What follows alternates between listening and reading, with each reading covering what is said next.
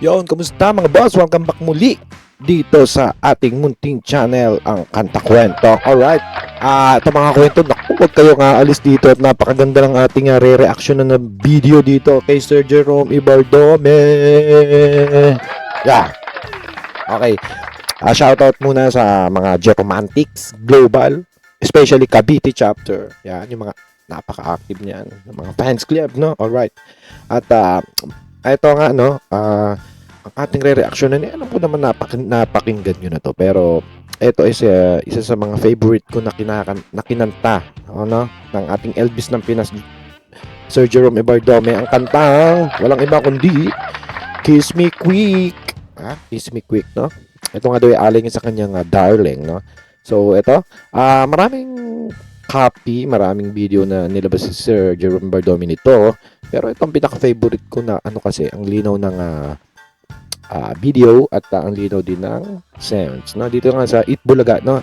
Courtesy of Itbulaga yung video natin, no? Ito yan, silip natin konti, ayun, no? At okay, bago natin i-start lang, alam ko na inip na kayo, ingin ko muna ang inyong like, share, and subscribe dito sa ating channel kung hindi ka pa nakasubscribe at kung mahilig ka at idol mo si Sir Jerome, no? Dito tayo magkwentuhan about dyan, alright? At nga pala, napapansin ko na hindi tayo nare-recommenda ni YouTube, no? Sa hindi ko malaman na dahilan, at ang ating mga long video ay hindi nare-recommend mga kwento, no? Hindi ko alam kung bakit. Kaya naman humihingi ako sa inyo ng favor or tulong na rin, no? Baka pwede, kung di naman kawalan sa inyo, or baka pwede pa-share na lang itong video na ito mga kwento, no? At thank you very, very, very, super, very much. Alright? Alright.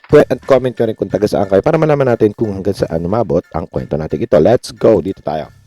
Okay, play na natin to.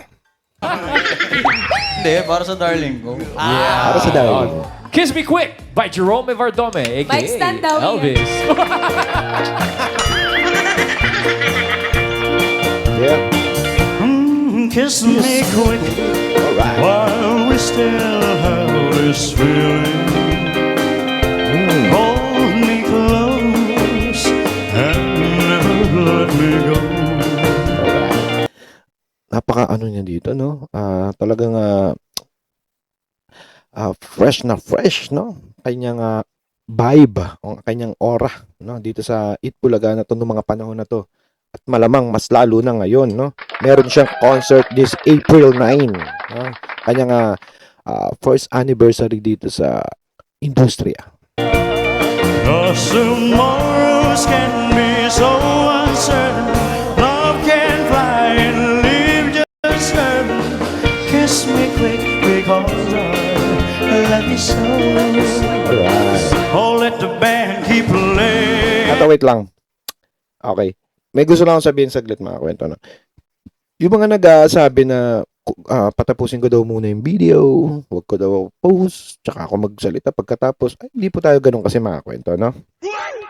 Tayo ay nagbibigay ng komento o reaction base sa ating nakikita at atin na ito ipopost, no? Kaya nga kinikredits natin ang ating mga hinihiraman na video, no? Na kung hindi nyo gusto yung mga gatong style, punta kayo dun sa original at dun ay walang putol, ano? Walang magsasalita na katulad ko, no? At ito kaya nga sinasabi ko lagi ang courtesy ng ating hinihiraman na video, no? At ito para maging fair use, no? Ang pangit naman kung i-play ko to nang hindi ko dinadagdagan ng aking content. Ang aking content is commentary, no? Although it is content na, no? At i-content ko uli as ibang ano naman, niche, no? As commentary, review, mga ganun. Mga kwento, alam ko malalaki na kayo, maintindihan nyo ako niyan, no? So, let's go. Galit. While we are swaying, let's keep on praying Yeah. that we'll never stop. Kiss me quick, Alright. I just Lagi nyo na yung mga mamis nyo, no? close your lips, our lips I long to know. Alright. Pero wag ka mga kwento, ha? Nung sa Legend Night 1 and 2 kay Sir RJ Jacinto na concert niya doon, hindi lang mga mamis ang nandun, mga kwento. Ang dami din mga kabataan doon, ng mga below 30 or 25. Meron din mga kwento eh. O, di ba? Hindi lang yun na, although more on talaga kasi na Elvis yan. Ang fans na Elvis ay talagang medyo old na, no? So, expected na yun at, pero sinasabi ko na hindi lang sila, no? Kaya sa April 9, sayang nga lang di tayo makakanood mga kwento, no? Na, alam nyo na, mahirap talaga pag pamilyado na, no? Hindi natin na, kailangan may mga priority tayo. So, patuloy naman din akong humagawa ng paraan na sana makahanap tayo ng syempre, pambili natin ng ticket, no? Meron kasi tayong inuna, no? Sayang. At atin niyang magawan sana ng paraan, no? Makahanap tayo ng ganon, ng pang-avail. Yo, let's go. For that kiss will open heaven's door, and we'll stay there forevermore. So kiss me quick, because I love you so, so love you so. Kiss me quick, because I love you so, so love you so. Kiss me quick. Pwede ba ma-arbor tong ano na to? Jacket na to? After 10 years, 20 years, pwede na pwede nang ibenta or i-display kay Boss Toyo to. Laki na ng halaga nito, balo na nagurada na mga kwento. Hindi naman sa pagkakakitaan, no. Doon kasi kay Boss Toyo nabibigyan ng value yung mga artists or Filipino artists na hindi lang mga Filipino artists, iba't ibang larangan na kanilang na-preserve ang kanilang mga things, no? Kagaya ito yung jacket ni Sir, no? Sir Jerome Ibardome, no? Alright. Ano ba nasabi pa yun? Sayo na lang tayo, sayo na lang. Oh. Yeah. Tapos na. Ako naman na may request. Aba. Alright. Kunin mo naman yung mic stand. Uy! Alright, mga kwento yun na pala yun, no? Itin pala. So, ano masasabi niyo dyan, mga kwento? Hingin ko ang inyong subscribe sa mga hindi pa nakasubscribe at bago lang dito, no? At shoutout Geromantics Global, especially Cavite chapter.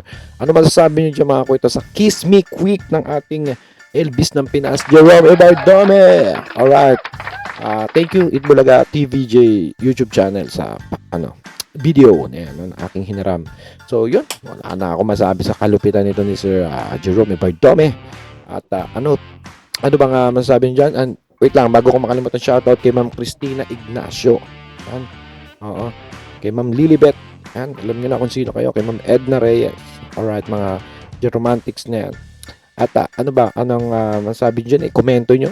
Kung may suggestion or action kayo dyan, comment nyo. At kung gusto nyo po tayong makontak personal, kung gusto nyo mag-send ng mga link or mga video na pwede na gusto nyo reaction na natin, nandiyan ang ating details sa description, mga kwento, no?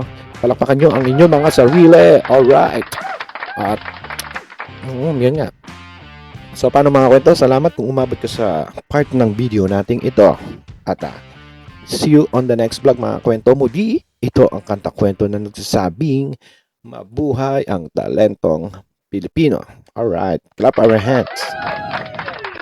Kanta kwento, sabay-sabay tayong makinig, mga awit ang puso, tanghin ang kanila